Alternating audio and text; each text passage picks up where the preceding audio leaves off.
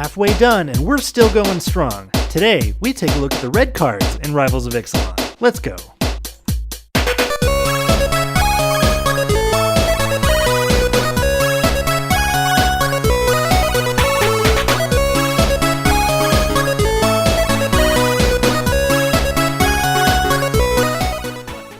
Hello everybody, welcome back to Commanding Magic, Season 2, Episode 18, the Rivals of Ixalan spoiler series. And in this episode, we are going to be going over the red cards. Travis and Brandon here, and it's time for to duel? Atali Primal Storm. Brandon, tell us about Atali Primal Storm, the red Elder Dinosaur. The red Elder Dinosaur. It's a 6/6 for 4 red. Whenever Atali Primal Storm attacks, exile the top card of each player's library. Then you may cast any number of non-land cards exiled this way without paying their mana cost. Without paying their mana cost. Just anything. It could be anything. As long as you don't hit a land. It's so good. Man. And so the funny thing about this card, and I guess this was the same on Nizal, which is the blue Elder Dino. No keywords on this one. But it's like attack trigger is awesome.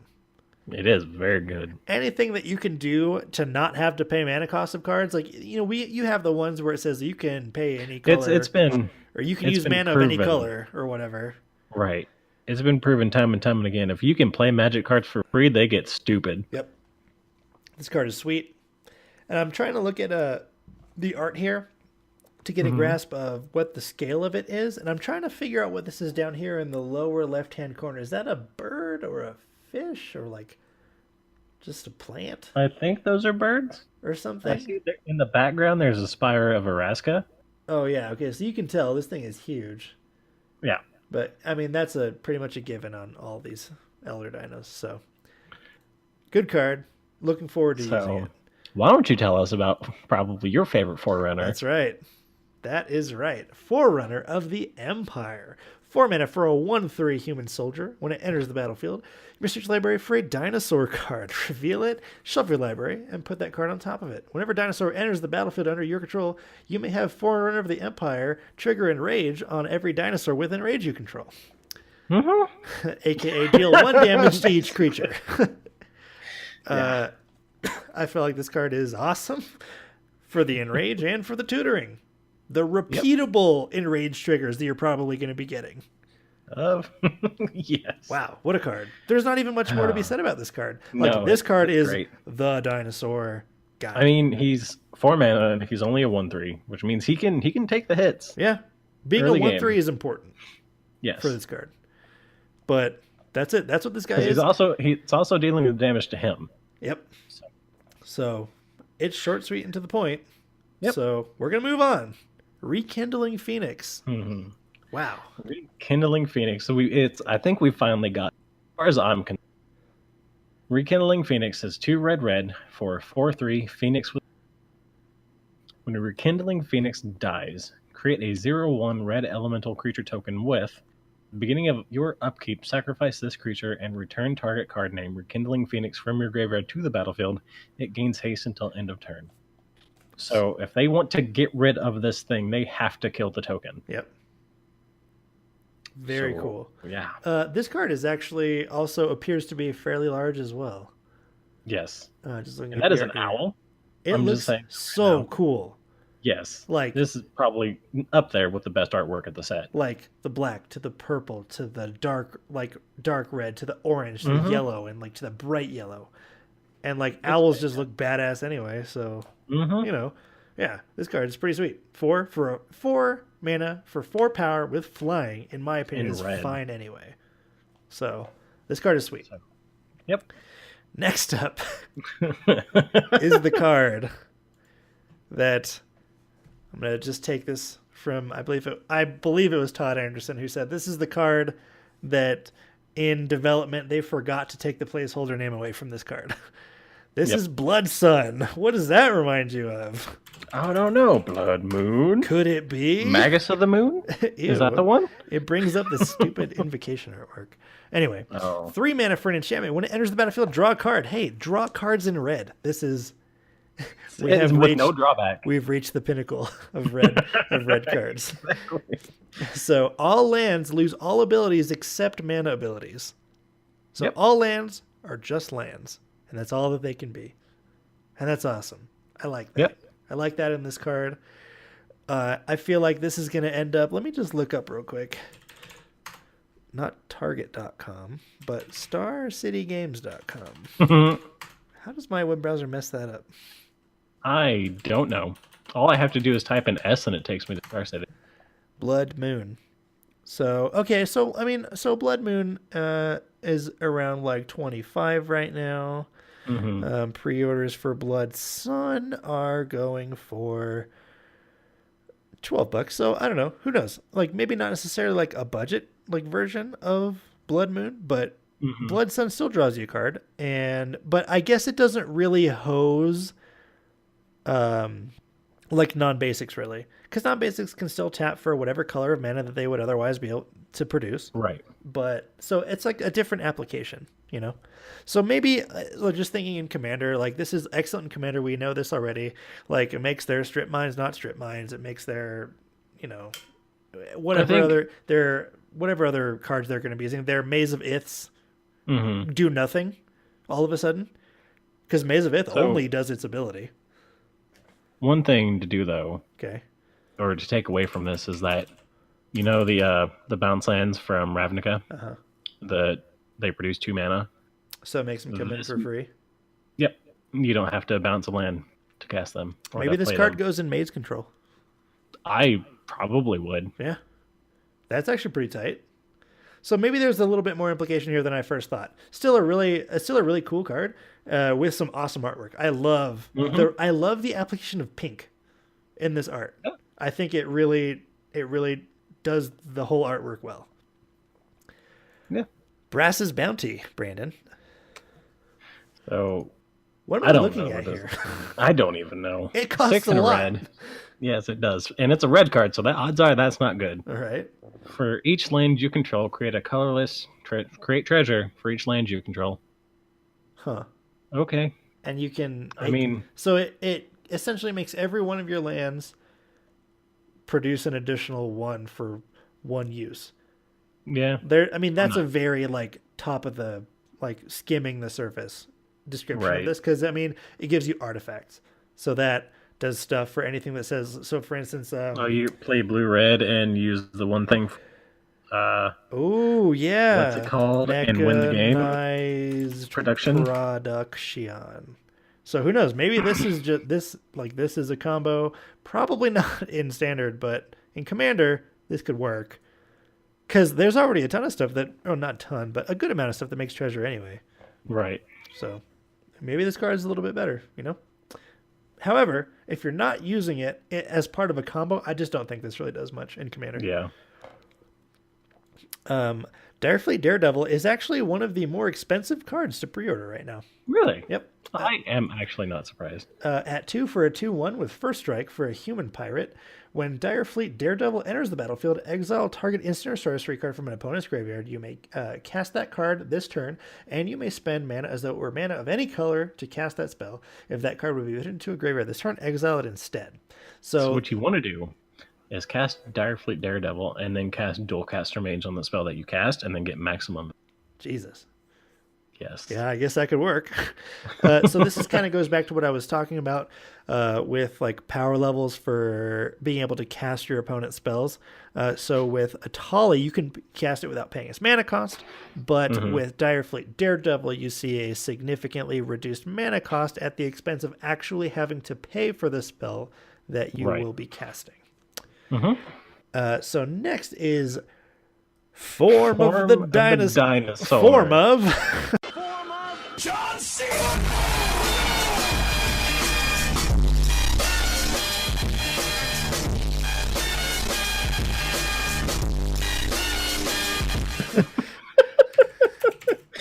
Oh man. I'm just gonna bring up Day of the Dragons right now, just so we can. So, Brandon, tell us about Form of the Dinosaur. Form of the Dinosaur has fantastic art. It does. I just say that right now.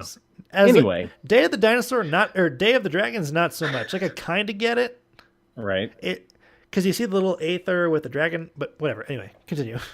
It's an enchantment, and when form of the dinosaur enters the battlefield, your life total becomes 15. Terrible in Commander. Okay.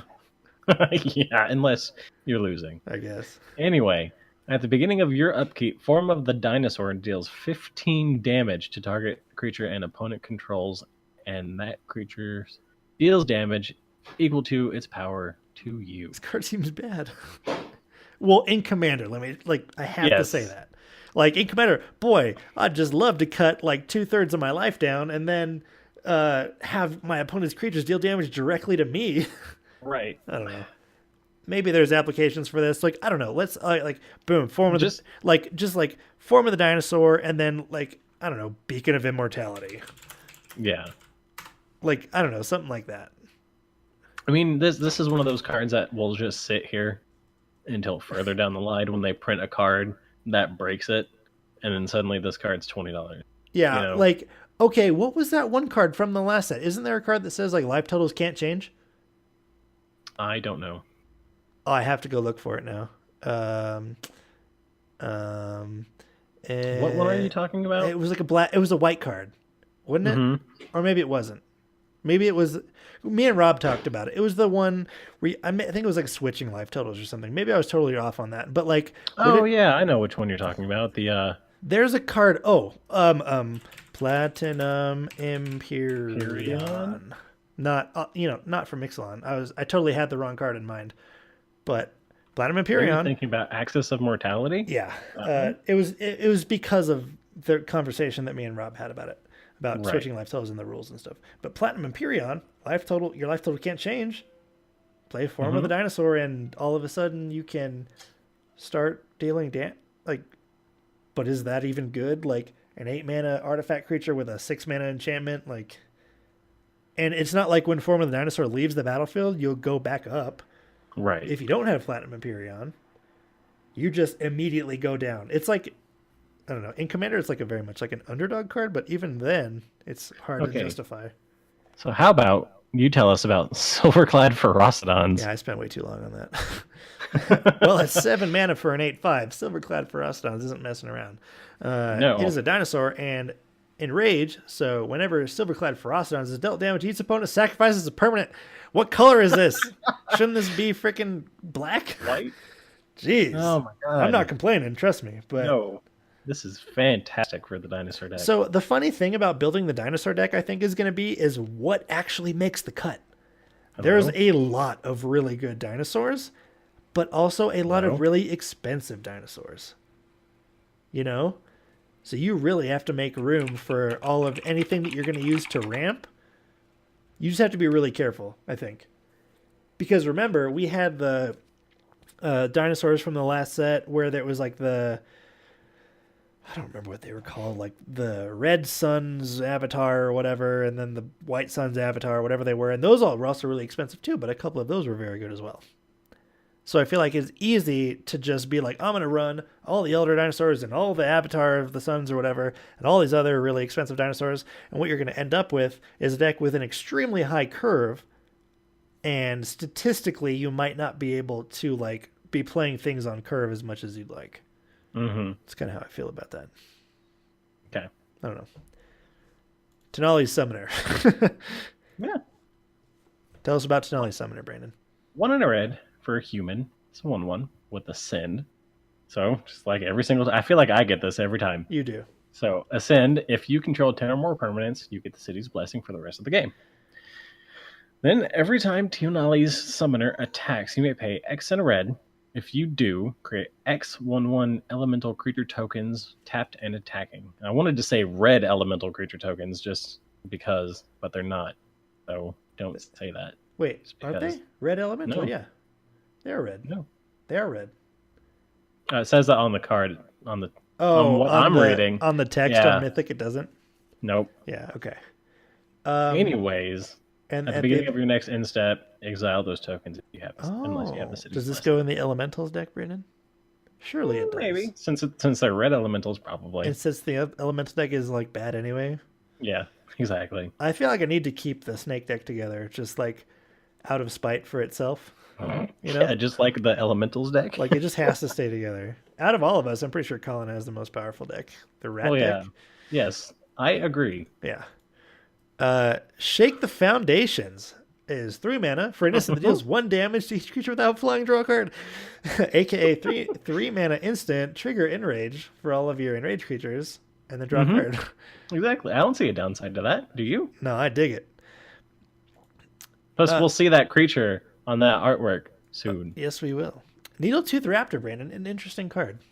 3 and a red for a dinosaur. It's a 2/2 with Enrage. Whenever a Needletooth Raptor is dealt damage, it deals 5 damage to target creature and opponent controls. 5 damage. What? Given it's a 2/2. Like, just throw it in there and let it die. Let it die, or like 1 Enrage trigger a turn. Like, just use one of those red cards that we see every so often that taps to deal 1 damage to something. No, just use your Forerunner and then play Dinosaur every turn after this one. Yeah. And you're dealing 5 damage. That's a lot of damage. Yes. So, I mean, even if you could play 2 Dinosaurs in one turn and kill something. Yeah. 10 damage to a creature. Yes. Yeah. Oh, jeez. And there is a white dinosaur, which we didn't go over, which does cost like 1 or 2 mana. So right. It's not hard to get out there. So Sea Red doesn't really do anything for me, but Reckless Rage does. Does it? Tell me. So Reckless Rage, 1 red mana for an instant. Deals 4 damage to target creature you don't control, and 2 damage to target creature you do control. So you flame slash something at instant speed and trigger Enrage on something else. Yep, that's all you care about in the dinosaur deck is triggering your Enrage. Funny story about this card. I was like refreshing SCG every like 5 minutes just to see when foils went up for pre-order. Right. As soon as I saw them go up, I was like, all right, we gotta take a break real quick, put my order in, just so I just like to get everything out of the way. It's whatever. Right. This was the only card that was out of stock. This card. I'm like, out of all the cards in this set, this is the one card that got swept up like right from the get-go? We'll see. I'm guessing there's some huge implication of standard, like red-green dinosaurs with the one prior that like you draw a card. Or maybe there's something with 4 toughness that just needs to die. Yeah, maybe. I mean, instant speed. Like, if you're trading some huge threat for your mana dork, maybe it's just worth it. Charging Tuskadon is pretty interesting. Brandon, you want to tell us about Charging Tuskadon? Sure. 3 red for 4/4 with Trample. If Charging Tuskadon would deal combat damage to a player, it deals double that damage to that player instead.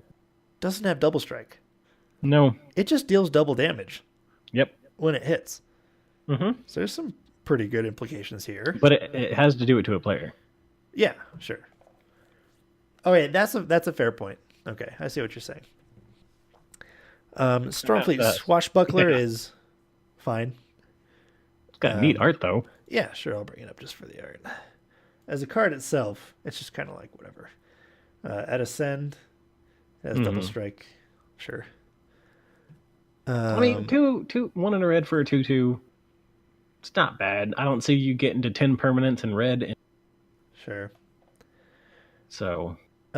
Daring Buccaneer goes back to what I was talking about before with the gold Meadow Stalwart. Where, as an initial cost to cast Daring Buccaneer, reveal a pirate or pay 2. So you have to pay 3 for a 2/2. For Gold Medal Stalwart, you have to pay 3. So, yeah. Whatever. Pirate's Pillage makes treasure. Goblin Trailblazer has menace. Brazen Freebooter makes treasure. Bombard does some damage to a creature at instant speed, I guess. For 3 mana. Some awesome artwork for Shatter. Yes. I love that artwork. That's very good. Have a vanilla raptor. Tillinolly's Crown. You want to say something about this, I feel. I just like the card. So 1 and a red for an enchantment aura. Enchant creature. When Tillinolly's Crown enters the battlefield, it deals 1 damage to enchanted creature, so trigger your Enrage. Yep. And then enchanted creature gets +3/+0 and has trample. This card's good. Mm-hmm. I like this card. I mean, if anything, even if the creature dies and gets removed, yeah, you've had your value already. Oh yeah, because you got that enrage trigger. Exactly. But the thing that I like about it too is it gives it trample. It's not just +3/+0; it gives it trample as well. Mm-hmm. Yeah. Stampeding Horncrest doesn't really do anything.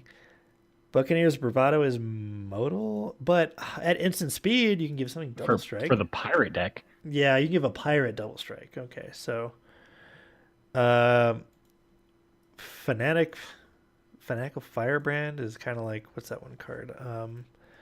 Mog Fanatic, but worse. How about a Frill Death Spitter? I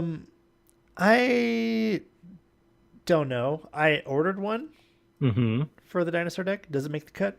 I don't know, because there's a lot of stuff that has to go in that deck. Let me tell you.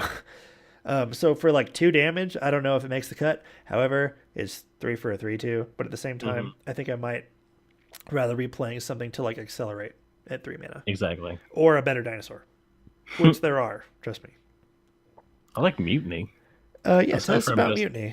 A card itself. Sure. Tell me about Mutiny. 1 red for a sorcery. Target creature an opponent controls deals damage equal to its power to another target creature that player controls. It's like using your opponent's creatures against themselves. Exactly. It's rad. Good card. I like it. It is red. Thank you. It's rad. Sun-Colored Raptors, whatever, and Swaggering Corsair has raid, and it doesn't really do much. So as far as red goes, we're going to call that a day here. Some interesting things. Again, some interesting dinosaurs. Some interesting comparisons to be made between a couple of them. Form of the Dinosaur is really interesting. Blood Sun is just Blood Moon, but it's the sun.